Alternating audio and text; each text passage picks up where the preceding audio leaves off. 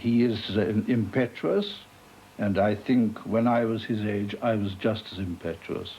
In fact, I had a brother who was very much my age. He was about 13 months older, and he was a very fine horn player when he was a youngster. He was unfortunately killed in the First War, but when we were children together, he used to show his temper the same as I did. And I remember on one occasion when he lost it completely and offered me a ride in a wheelbarrow, a little toy wheelbarrow, and got up at tremendous speed and shot me straight through the French windows of the house, you see, smashing all the glass. That was not funny, but that is just a little illustration of what we can do when we feel like it. My younger sister, Sidonia, she was a violinist, or hoped to be one day, you know, until a fire engine passed the house, and she ran downstairs to see it and went head over heels, and of course knocked her shoulder up. It was her left shoulder, and she couldn't get the arm in the right position, you know. So then she took up the harp with Maria, and they both studied. Did your brother Eugène compose music for family playing in those days? Yes, he did. I think the first recollection I have of the music that he wrote was when he arranged a lot of Christmas carols. We took a little party out, and Jeanne with the violin, one of my sisters with the harp, the other with the violin, and my brother with the French horn, and myself with the oboe. We went round all the smart places we could think of, and he had arranged Christians Awake and all these things, do you see? And you know, we couldn't get anybody interested at all. It was a very cold night. I think we got half a crown altogether. Most of the doors just didn't open when we rang the bell at all. One man gave us half a crown on condition that we went. So we took the half crown. That was the only one we got that night. Later on, though, didn't he write some rather more important works for you? He wrote the famous oboe concerto for me to play in America in my first recital tour. That was in 1927, when we played the first performance of it with him at the piano. No orchestra at all. Hadn't got as far as making orchestral parts or arranging it. That followed later. Then, of course, just a few years ago, he wrote a work for my two sisters and myself with orchestral accompaniment, a string accompaniment. That was a beautiful piece called a concert piece. Apart from that, there was nothing much except a lovely tune from the Constant Nymph. I think it's called When Thou Art Dead. Most beautiful thing, very haunting, very pathetic.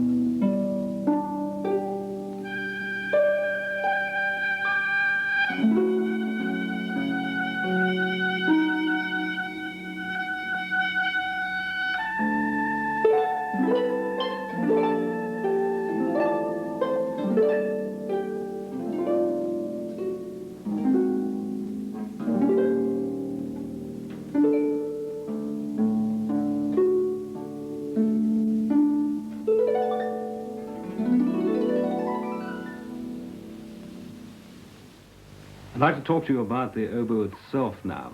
How popular was the oboe in the 17th and 18th centuries? Oh, it performed quite a role in those days. And indeed, there was a time when it was put into the military bands. It took the place of the fife. And in the front of the old Elizabethan military bands, you would see a whole string of oboe players leading the procession, playing for all they were worth. They got a tremendously big tone. They used an enormous reed, very fat, plenty of cane in the reed, and they used everything they had, and they blew out the tunes marvelously. You know, there was never such a thing as an oboe playing by itself. You always found, well, as I say, about a dozen or so playing at once. I remember when Dr. Coward was conducting at the Crystal Palace, the Handel Festival. My professor, William Malch at the time, when I was a student, he was playing first oboe in the Messiah, and I was playing 16th oboe. There was a whole row of us. There were as many oboes as there were first violins. But as I understand it, there wasn't much written for the oboe during the 19th century. Didn't you, as a soloist, find this lack of repertoire rather restricting? When I first studied at the College of Music, I was terribly frustrated because there was nothing to play, really. But I found that when I started to make more of a solo instrument of the oboe, composers started writing works. And we got works like a concerto by Gordon Jacob, or a quintet by Arnold Bax, and then a quintet by Arthur Bliss. Goossens has, in his way, changed the whole course of music. There had never been an oboist of his stature before, and after the decline in the 19th century, Goossens appeared from nowhere and single-handed showed what the oboe is capable of. His artistry has inspired a large number of composers to write solo works for the oboe, and such people as Strauss, Hindemith, Vaughan Williams and Benjamin Britten have written their music with him in mind, and many have dedicated their works to him. In fact, around Goossens, a complete repertoire has been built. Even Sir Edward Elgar, who had always considered the range of the oboe too limited to express the kind of music he wanted to write, was moved to start a suite for oboe and orchestra, but he died before it could be completed. Goossens is undoubtedly a great soloist, and in fact it is as a soloist that his especial caliber seems to me to lie.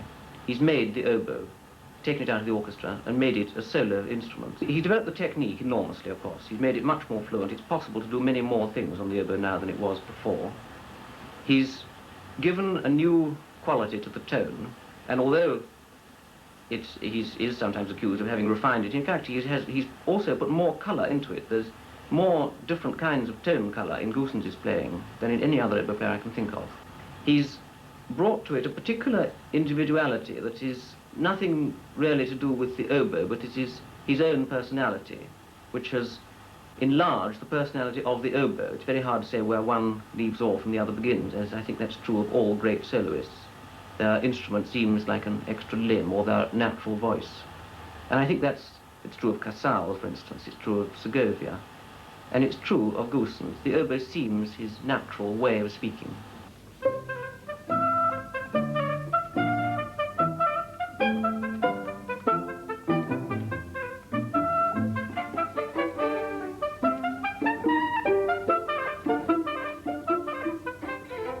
One of his favourite chamber works is this quartet by Gordon Jacob, which was dedicated to Goossens and given its first performance with the Carter String Trio.